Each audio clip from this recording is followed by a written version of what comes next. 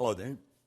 How would your life change if you woke up this morning and find that someone had deposited $9 million in your bank account?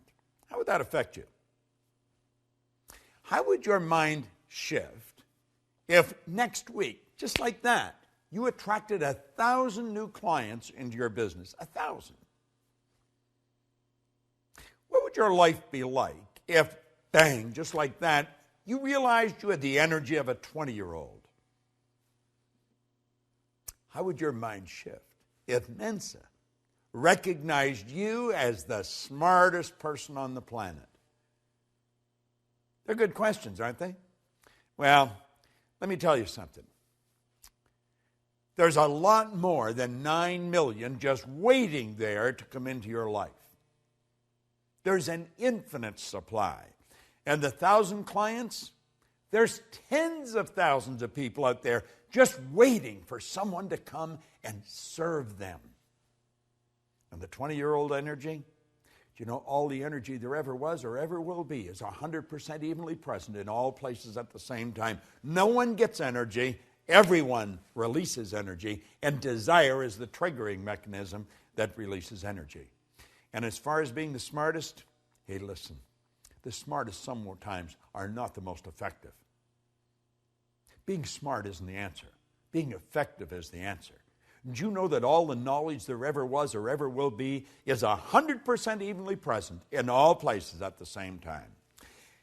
I'm Bob Proctor, and I want to talk to you about the law of supply as we're going through and giving you an overview in this video series of the laws, those 11 lost laws. Supply is one of them. Do you know, Halliwell said that man's never satisfied, never satisfied. The fact is deplored by many, but God did not intend man to be forever satisfied. You see, dissatisfaction is actually a creative state. That's right. There's a lot of people that mix up satisfaction and happiness. You can be very happy and very dissatisfied. I am never satisfied with the results that we get in our company, any of the companies that we have. I'm happy with them, but never satisfied. See, dissatisfaction is a creative state. Yeah, it was dissatisfaction that led to the incandescent light. Edison just got sick and tired of dealing with a wax candle or a kerosene lamp. You see? Yeah, it was dissatisfaction that led the Wright brothers to introduce us to a brand new kingdom. Yeah, it was dissatisfaction that took Edward Hillary right to the top of the world.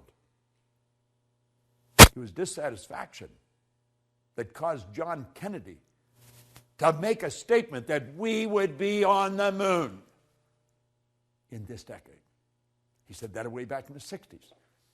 Now, I hope you are dissatisfied. And if you're not, well, I'm going to say a quiet prayer for you. See, we believe, therefore, that it is right and good for people to seek to gratify all pure desires and ambitions. Now, I know there's a lot of people that don't agree with that, but they don't agree with a lot of things.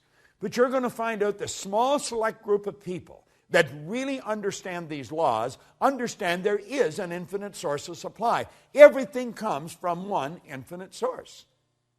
Everything's made from the same. The difficulty with some is that they can more easily look to the creature as the source of their substance than to the Creator. Just beyond the average person's grasp. We don't really believe that God is the source of our substance. Now, when we start to believe it, I think it starts to happen. Let me share something with you that I read a long time ago. Dr. Wernher von Braun was one of the greatest scientists that ever lived. He's considered by many as the father of the space program. Think about this for a moment. He said after studying this now before I mention this, let me also mention that for a long time, science and religion were antagonistic. They just could not come together. But they since have come together. Now, von Braun said that after years of studying the spectacular mysteries of the cosmos, he was led into a firm belief in the existence of God. Now, I'm not trying to turn this into a religious dissertation. I am just mentioning my own personal belief after studying these laws for very close to 50 years. I see the law as the uniform and orderly method of the omnipotent God. A law is something that happens every time with every person everywhere. And everyone that has accomplished anything will be quick to tell you this. See, as we look back, everybody loves a dead genius. They really do. But you know, all of these great geniuses from history that we look at, they weren't considered geniuses when they were alive. The Wright brothers were considered real heretics. They really were. See, the people that made it happen, they were out of the box. They weren't ordinary thinkers. But they understood that there was this governing process called the law. You see, before we're able to believe in abundance of good, we've got to then see and enjoy that everything comes from one infinite source of supply. And when we really understand that, everything is going to change direction for us. Nothing can be made from something any more than something can be made from nothing. But where does water come from? Let's give it some thought. If we went outside on a nice clear day and stood there with a cup, just stood there, and we were patient, and we stayed there long enough, do you know that that cup would fill with water? Oh, yeah. You would see in the no thing, you would see a cloud formation. And the cloud would become very heavy and very dark, and before long, water would fall out of it. Now, if we stayed there with that cup, where would the water go to? It'd go right back to where it came from. See, as above, so below. As below, so above. I want you to think about that. Nothing is created or destroyed. Everything's in a constant evolution of change. We literally live in an ocean of motion. You and I have the godlike ability to create images in our mind. And as we create the images in our mind, we control the vibration that we're in, and that vibration sets up an attractive force. In the seminars that I conduct, I hold up a little acorn sometimes that comes from a giant oak tree. But the little acorn is nothing but a mass of energy in a high speed of vibration. It's just a little physical nut. Now, if I kept that acorn in my pocket, that acorn would disintegrate because it's governed by a very, very basic law, create or disintegrate. And it's not in an environment that's conducive to its unfoldment. But let's suppose I take and I plant that acorn in the earth. Do you know that there's particles of earth that are in harmonious vibration with that little mass of energy that we call an acorn? See, if you looked at the acorn through a microscope, it's not solid. It's just a little mass of energy that's dancing. Let me digress for a moment. Let's suppose I took 2 drops of water on a glass-top table and I pushed them together until they touched. Then I'd have 1 drop, wouldn't I? I'd have a bigger drop. Let's suppose I put another drop and I pushed it together. Now, what do you think the odds are of me separating that one little drop, the one little puddle, I guess I could say, back into the same 3 little mass of molecules, the same 3 dots? You know it's not going to happen. You know, what God hath joined together gives it new meaning, doesn't it?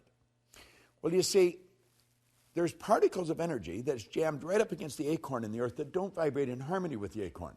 But there's particles of energy that do vibrate in harmony with the acorn, and the acorn's like a magnetic force, and if you could see it with the naked eye, you would see little particles of energy marching just like obedient soldiers right towards the acorn.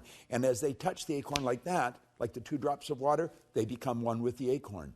And this process is continuous. It's continuous. And the only particles of energy that the acorn can attract are the particles that vibrate in harmony with it. They're on a frequency.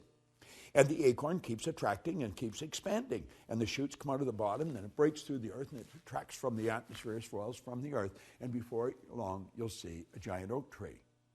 All by attraction. It's all energy moving. There's one source of supply, just one. Well, do you know that you are attracting to you right now from an infinite source? Now, if you're holding thoughts of lack and limitation, that's what you're going to attract. The universe, by law, can only give you what you put in the order for it.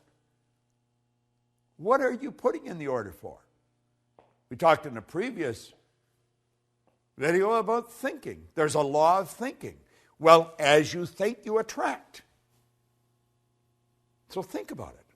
What have you put in order for? What are you attracting? Everything comes from one infinite source. You might say, well, I don't really understand that. Then just take my word for it, because I do understand it. And if you study it for a while, you're going to start to understand it. Like Solomon said, in all you're getting, get understanding. Well, let's understand where everything does come from. There's no lack. There's no limitation.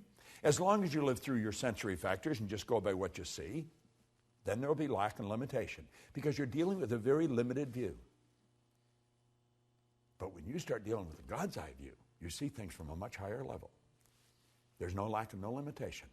And understand this, what you think you attract, and you attract from one infinite source of supply. Study this law of supply. It's a phenomenal law, and it works for every person, every time, everywhere. This is Bob Proctor, and thank you.